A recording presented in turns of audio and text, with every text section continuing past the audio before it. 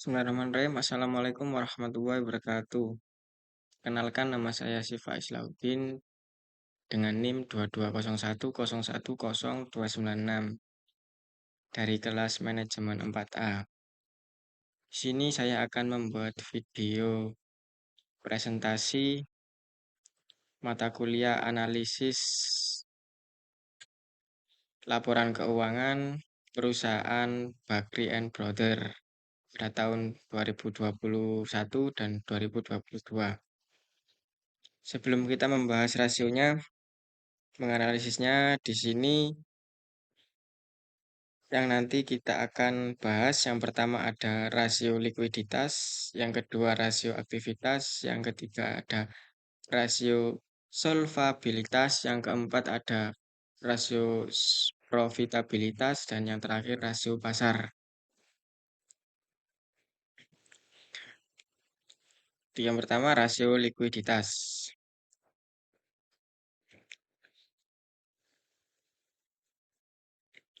A. Rasio lancarnya. Dapat kita ketahui bahwa rumus dari rasio lancar adalah aset lancar dibagi dengan hutang lancar. Jadi perusahaan Bakri and Brother ini pada tahun 2021 aset lancarnya 11.966.314 rupiah, dan hutang lancar dibagi dengan hutang lancar, hutang lancarnya 13.328.916 rupiah, hasilnya 0,89. Nah, pada tahun 2022 aset lancarnya 14.295.820 rupiah, dibagi dengan hutang lancarnya 15.334.772 rupiah dengan hasil 0,93. Jadi analisisnya pada tahun 2022 sampai 2021 bisa dilihat bahwasannya perusahaan Bakri and Brother TBK ini mengalami kenaikan dari 0,89 jadi 0,93 sehingga bisa memenuhi kewajiban jangka pendek dengan aset yang dimiliki. Yang B, dari rasio likuiditas ada rasio sangat lancar. Ya, bisa kita ketahui bahwa rumus dari rasio sangat lancar adalah aset lancar dikurangi persediaan dan dibagi dengan hutang lancar. Pada tahun 2021 aset lancarnya 11.966.314 rupiah dikurangi dengan persediaannya 638.574 rupiah dibagi dengan utang lancar. Utang lancarnya 13.328.916 rupiah. Jadi aset lancar dikurangi persediaannya hasilnya 11.327.740 rupiah dibagi dengan utang lancar 13.328.916 rupiah, hasilnya 0,84. Pada tahun 2022 aset lancarnya 14.295.820 rupiah dikurangi dengan persediaan yang sebesar 553.396 rupiah dibagi dengan utang lancarnya 15.334.772 rupiah. Hasilnya aset lancar dikurangi persediaan 13.742.424 rupiah dibagi dengan utang lancarnya 15.334.772 rupiah, hasilnya 0,89. Dari analisis yang dapat kita ambil dari perbandingan di atas dapat disimpulkan bahwasannya perusahaan ini mengalami peningkatan dalam memenuhi pembayaran dari 0,84 menjadi 0,89 atau bisa memenuhi kewajiban jangka pendeknya dengan aktiva lancar yang dimilikinya. Yang C ada rasio kas. Rasio kas dengan rumus kas dibagi kas setara. Kas, maaf, kas ditambah kas setara dibagi dengan utang lancar.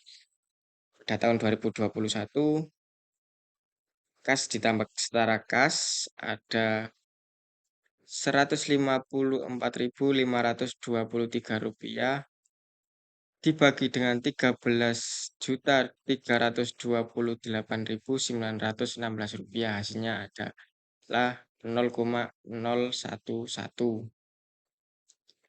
Nah, pada tahun 2022, kas ditambah setara kas Rp196.620 dibagi dengan utang lancar Rp15.334.772, hasilnya 0,012.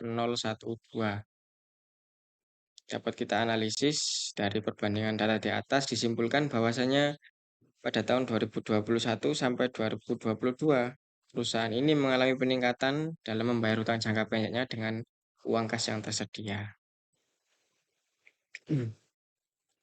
Yang D ada rasio perputaran kas. Rumus dari rasio perputaran kas ini penjualan bersih dibagi modal kerja. Untuk mencari modal kerjanya ada bisa aset lancar dikurangi dengan utang lancar. Jadi pada tahun 2021 penjualan bersihnya Rp2.393.477 dikurangi dengan modal kerja aset lancar dikurangi utang lancar Rp11.966.314 dikurangi Rp13.328.916. Hasil dari modal kerjanya adalah min Rp1.362.602. Jadi hasilnya penjualan bersih dibagi dengan modal kerja pada tahun 2021 hasilnya min 1,75. Nah, pada tahun 2022 penjualan bersihnya Rp3.626.696 dibagi dengan modal kerjanya min Rp1.038.925, hasilnya min 3,49. Jadi analisis yang kita dapat ini pada tahun 2021 sampai 2022 disimpulkan bahwa perusahaan Bakery and Bottler ini mengalami penurunan dalam membiayai penjualan dan membayar tagihan. Bisa dilihat dari 21 dari min 1,75 pada tahun 2022 melejit tinggi ke minus 3,49.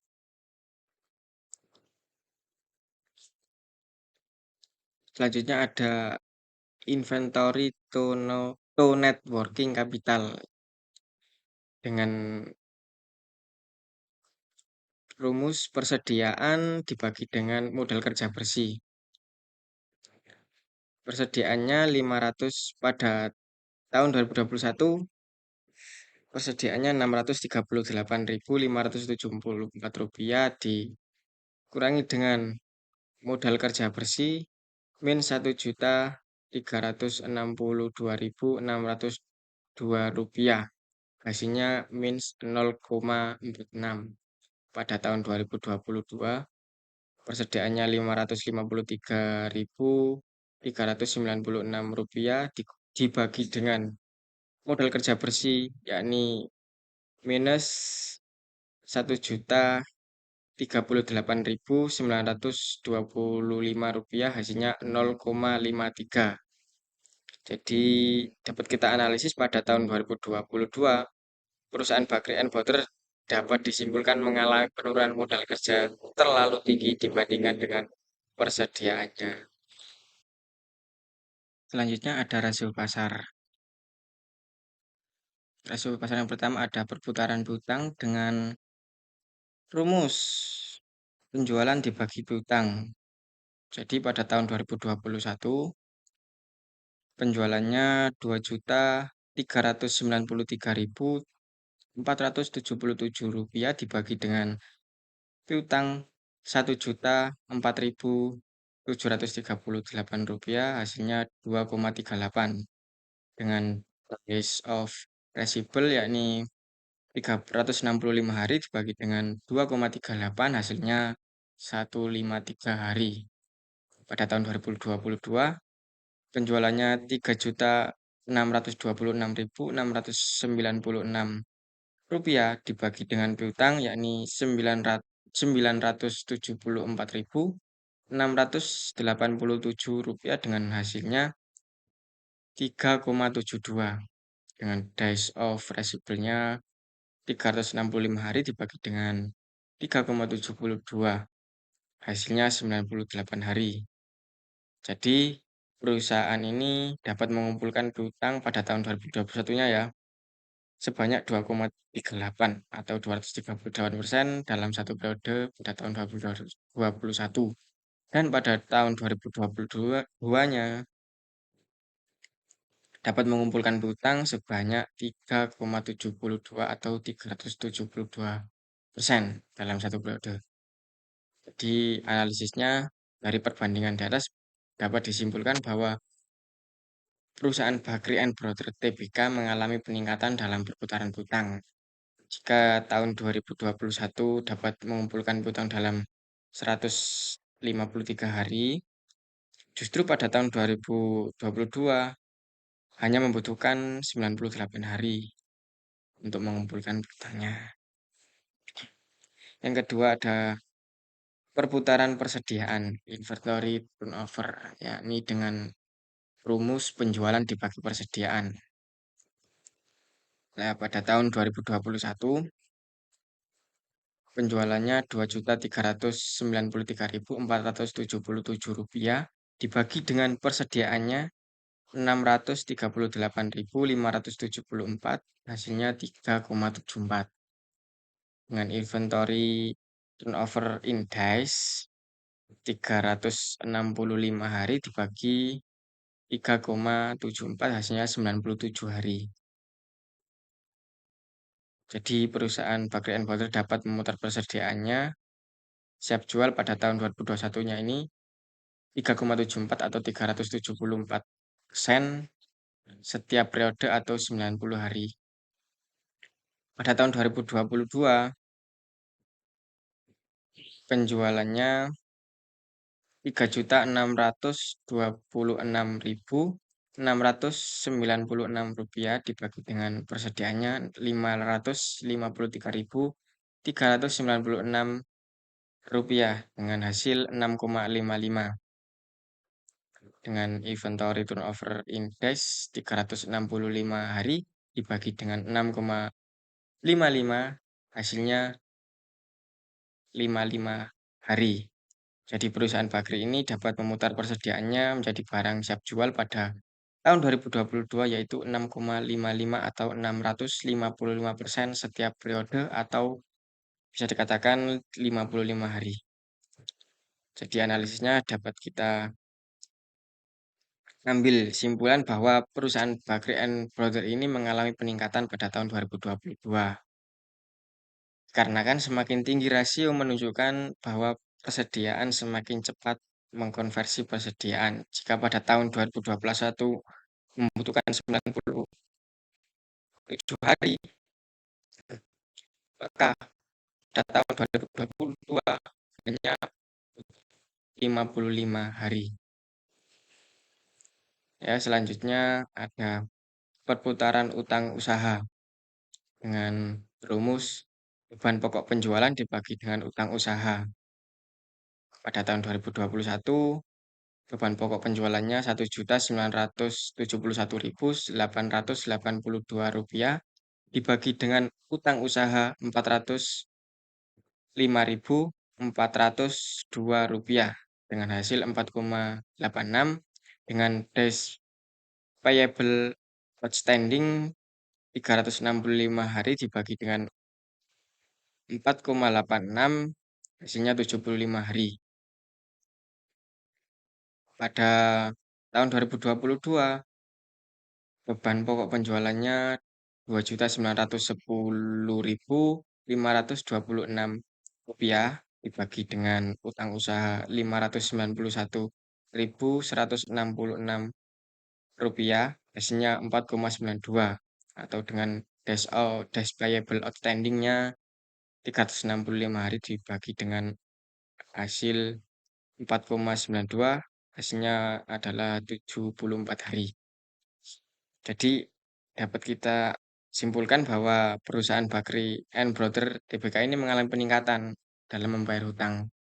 Jika pada 2021 bisa membayar hutang dalam 75 hari, maka pada 2022 mengalami peningkatan hanya membutuhkan 74 hari atau selisih 1 hari dari tahun sebelumnya. Yang keempat ada perputaran modal kerja. Ya, yakni perputaran modal kerja dengan rumus penjualan bersih dibagi modal kerja. Pada tahun 2021-nya, penjualan bersihnya Rp2.393.477 dibagi dengan modal kerja yakni minus Rp1.362.602, hasilnya minus 1,75. Pada tahun 2022 penjualan bersihnya Rp3.626.696 dibagi dengan modal kerja minus Rp1.038.925 dengan hasil minus 3,49.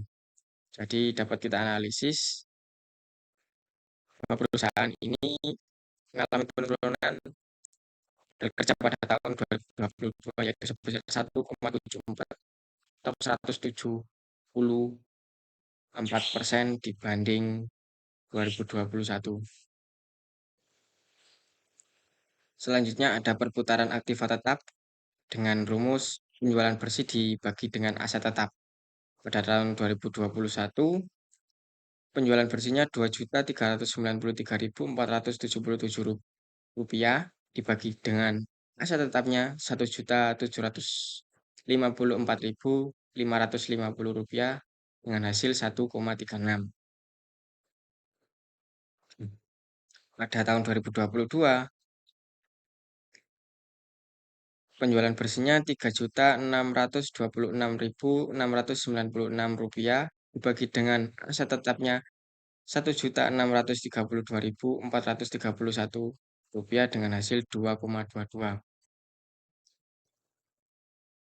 Jadi pada tahun 2021-nya ini PT Bakri and Brother sangat efektif dalam menghasilkan penjualan. Hal ini bisa dibuktikan dengan rasionya ini. Perputaran aktiva tetapnya yaitu sebesar 1,36 atau 136%. Pada tahun 2022-nya sama, sangat efektif dalam menghasilkan penjualan. Hal ini dibuktikan dari rasio perputaran aktiva tetapnya yakni 2,22 atau 222%. Dari perbandingan data dapat disimpulkan bahwa perusahaan Bakri and Brother mengalami peningkatan dalam aktiva tetapnya sebesar 0,86 atau 86% dari tahun sebelumnya. Selanjutnya ada perputaran aktiva dengan rumus penjualan bersih dibagi dengan total aset. Pada tahun 2021-nya penjualan bersihnya Rp2.393.477 dibagi dengan total aset yakni Rp15.218.706 dengan hasil 0,15. Jadi pada tahun ini 2021 perusahaan ini bisa dibilang kurang baik dalam mengelola seluruh asetnya. Ini dibuktikan dari nilai rasionya cuma 0,15 atau 15%. Pada tahun 2022-nya penjualan bersihnya Rp3.626.696 dengan dibagi total aset Rp17.462.000 Rp824 dengan hasil 0,20. Jadi pada tahun 2022-nya, perusahaan ini bisa dibilang juga kurang baik dalam mengelola seluruh asetnya. Ini dibuktikan dengan rasionya cuma 0,20 atau 20%. Dari perbandingan di atas mengalami kenaikan 0,05 yang semula cuma 0,15 pada tahun 2022 naik dengan rasio 0,05 atau 5%. Rasio selanjutnya ada rasio solvabilitas. Nah, dalam rasio ini ada yang pertama DAR, Debt to Asset Ratio, dengan rumus total aset dibagi dengan eh maaf dengan rumus total utang dibagi dengan total aset. Pada tahun 2021 total utangnya Rp13.923.865 dibagi dengan total asetnya Rp15.218.706, hasilnya 0,91. Pada tahun 2022 total utangnya Rp15.936.576 dibagi dengan total aset yakni Rp17.462.824, hasilnya sama 0,91. Jadi dapat kita analisis bahwa DAR pada tahun 2021 dan 2022 memiliki nilai yang sama yakni sebesar 0,91. Berarti menunjukkan bahwa perusahaan mampu mempertahankan kestabilan antara utang dan asetnya selama 2 tahun ini. Dan bisa ditunjukkan bahwa perusahaan mampu membayar utangnya kembali dari aset yang dimiliki. Yang kedua adalah DER atau Debt to Equity Ratio. Dengan rumus total utang dibagi total ekuitas. Pada tahun 2021, total utangnya Rp13.923.865 dibagi dengan Rp1.264.599 dengan hasil 11,01, yang pada tahun 2022 total utangnya Rp15.936.576 dibagi dengan Rp1.526.248, hasilnya 10,44. Dapat kita analisis bahwa rasio disimpulkan bahwa perusahaan ini mengalami penurunan dalam hal menggunakan utang untuk membiayainya.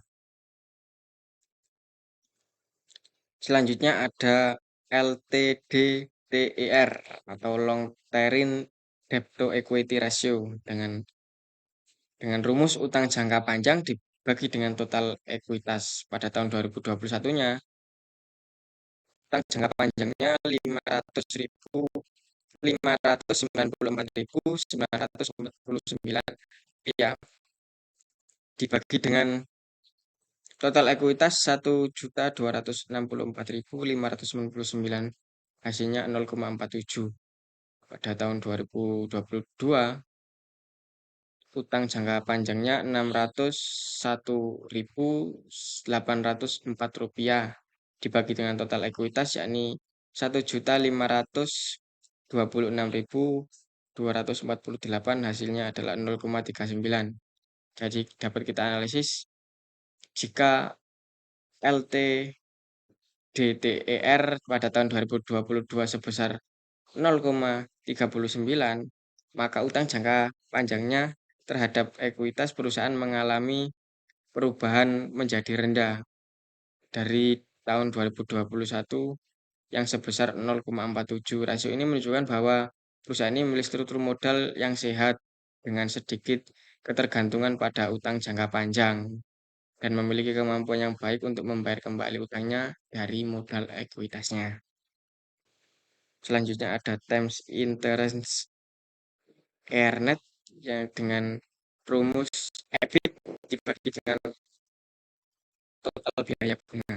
Pada tahun 2021 EBIT-nya Rp115.903 dibagi dengan total biaya bunganya Rp149.122, yakni 0,77. Pada tahun 2022-nya, EBIT-nya Rp353.720 dibagi dengan total biaya bunga Rp156.056 dengan hasil 2,26. Jadi dapat kita analisis bahwa pada tahun 2021 dan 2022 mengalami kenaikan sebesar 1,49 selisihnya. Berarti perusahaan ini memiliki pendapatan untuk membayar bunga pinjaman dibandingkan tahun sebelumnya. Selanjutnya, rasio profitabilitas. Apa saja yang ada di rasio profitabilitas? Yang pertama ada gross profit margin, yakni GPM, dengan rumus laba kotor dibagi penjualan bersih. Pada tahun 2021-nya, Rp421.599 dibagi dengan penjualan bersihnya 2.393.477, hasilnya 0,17. Dan pada tahun 2022, Rp716.170 dibagi dengan 3.626.696 rupiah, hasilnya 0,19. Jadi dapat kita analisis bahwa perusahaan ini mengalami kenaikan pada margin laba kotor sebesar 0,02 atau 2% dibandingkan tahun 2021. Selanjutnya ada NPM, Net Profit Margin, dengan rumus laba bersih setelah pajak dibagi dengan penjualan bersih. Pada tahun 2021-nya, Rp115.903 dibagi dengan Rp2.393.477, hasilnya 0,04. Dan pada tahun 2022, Rp353.720 dibagi dengan Rp3.626.696, hasilnya 0,09. Jadi dapat kita analisis bahwa perusahaan Bakery and Bottler ini mengalami kenaikan net profit margin dari tahun 2021 ke tahun 2022 sebesar 0,05 atau 5%. Selanjutnya ada ROS, Return or Sales, dengan rumus EBIT dibagi penjualan bersih, yakni 353.720 rupiah dibagi dengan Rp3.626.696, hasilnya 0,09 pada tahun 2022, dan 2021-nya Rp115.903 dibagi dengan Rp2.393.477, hasilnya 0,4. Jadi dapat kita analisis ini mengalami kenaikan ROS dari tahun 2021 yang cuma 0,04, pada tahun 2022 0,09, jadi selisih kenaikan 0,05 atau 5%. Selanjutnya ada ROA, Return or Asset. Ini rumusnya laba bersih EAT dibagi dengan total aset. Pada tahun 2021, laba bersihnya Rp86.780 dibagi dengan Rp15.218.706, hasilnya 0,0005.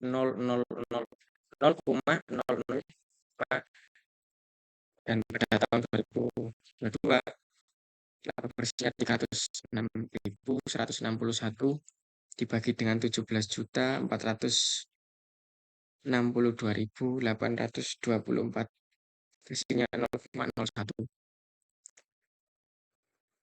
Jadi berdasarkan hasil data di atas dapat disimpulkan bahwa ROA-nya mengalami kenaikan sebesar 0,09 pada tahun 2022. 0,01 atau 1% lebih besar dibandingkan dengan tahun 2021 sebesar 0,005 atau 0,5%. Lanjut ada ROE, Return on Equity, dengan rumus laba bersih EAT dibagi dengan total ekuitas. Pada tahun 2021, Rp86.780 dibagi dengan Rp1.260.599, hasilnya 0,6. pada tahun 2022, Rp306.161 dibagi dengan 1.526.248 rupiah, hasilnya 0,20. Jadi berdasarkan data di atas dapat disimpulkan bahwa ROE mengalami kenaikan sebesar 0,14% pada tahun 2022. 0,20% ini lebih besar dibanding dengan tahun 2021, yakni 0,06 atau 6%. Selanjutnya ada rasio pasar. Rasio pasar yang pertama ada price earning ratio, yakni dengan rumus harga pasar per lembar saham dibagi dengan laba per lembar saham. Pada tahun 2021-nya harga pasar per lembar sahamnya 50 dibagi dengan laba per lembar sahamnya 4,10, hasilnya 12,19. Pada tahun 2022-nya harga pasar per lembar sahamnya 78 dibagi dengan laba per lembar sahamnya 1,36, hasilnya 57,35. Jadi dapat kita analisis kenaikan PER atau Price Earning Ratio dari 12,19 pada tahun 2021 menjadi 57,35 pada tahun 2022. Ini menunjukkan bahwa harga saham relatif lebih tinggi dibandingkan dengan laba bersih per saham pada tahun sebelumnya, yang dapat menunjukkan peningkatan ekspektasi investor terhadap pertumbuhan perusahaan. Yang kedua ada earning per share dengan rumus laba bersih EAT dibagi dengan jumlah saham yang beredar. Pada tahun 2021, laba bersihnya Rp86.780 dibagi dengan jumlah saham yang beredarnya ada 21.160.865.261 dengan hasil 4,10. Dan pada tahun 2022 jumlah laba bersihnya Rp306.161 dibagi dengan jumlah saham yang beredar ada 22,484.209, yakni dengan hasil 1,36. Jadi dapat kita analisis penurunan EPS dari 4,10 ini pada tahun 2021 menjadi 1,36 pada tahun 2022-nya, menunjukkan bahwa pertumbuhan laba per lembar saham mengalami penurunan kinerja di dalam perusahaan. Mungkin itu tadi yang bisa saya presentasikan. Jika ada salah kata, saya mohon maaf yang sebesar-besarnya. Saya akhiri. Wassalamualaikum warahmatullahi wabarakatuh.